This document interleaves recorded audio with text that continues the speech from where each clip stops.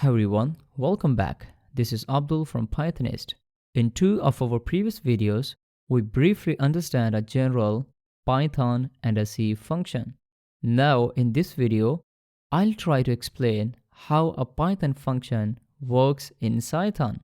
Cython supports regular Python functions defined with the def keyword, and they work as we would expect.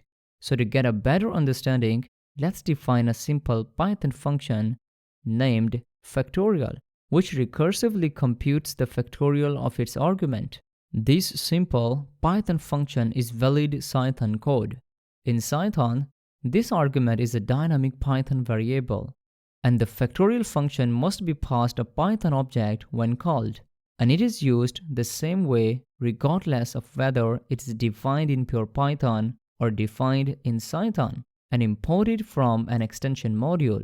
Before moving further, just notice that I have placed my function inside the cy_func.pyx file, which is placed inside the Cython directory.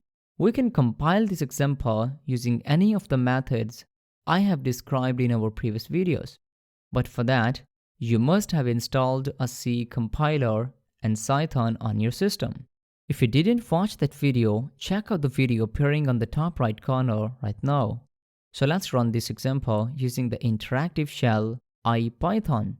I'll open the terminal and log onto the directory where we have placed our code, which is Cython.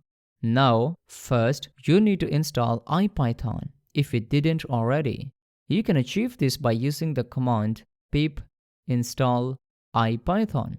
Now, we have to activate that for an interactive shell. So type the command as IPython. Just notice that it is with the capital I and P. It will open an interactive shell. So inside that, first we need to import the pyx import. Then we have to call its install method. Now, at this stage, we can import our own module, which is cy_func. So I will say import cy_func. Then we will check our function by saying cy_func.factorial and place a question mark at the end. It will provide us the details about our function. And finally, we can use our function as cy_func.factorial and pass a number, for example 10. You can see the result here. You might be thinking that what's the point to run this function by using pyx import, even though it is a traditional Python function?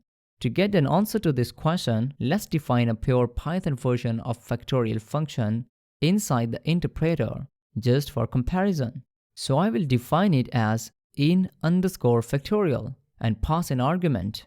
The rest of the function will be similar to the previous one. Now, we can compare their runtimes with the handy IPython %timeit magic command. So I will say %timeit in_factorial and pass 20. You can see it runs 100,000 loops and took few microseconds per loop.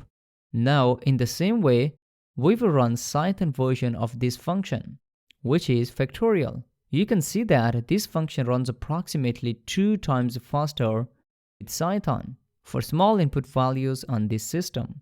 Although the speedup depends on several factors, the source of the speedup is the removal of interpretation overhead and the reduced function call overhead in Cython.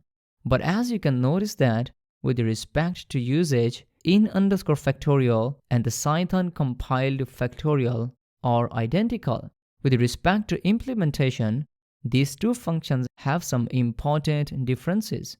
The Python version has type function, while the Cython version has type built-in _function or method. The Python version has several attributes available to it, for example, gender, name, that are modifiable, while the Cython version is not modifiable.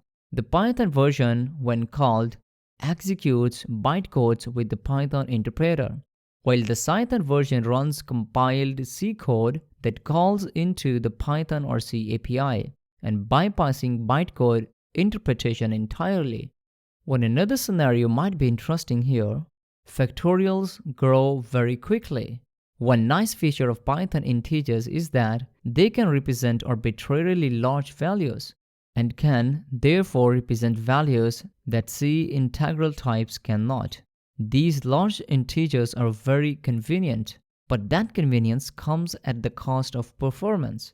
We can tell Cython to type our argument as a C integral type, for example, long, and possibly gain a performance improvement, with the understanding that we are now working with limited precision integers that may overflow. We have explored that how can we improve the performance of Python functions with identical usage by using Cython.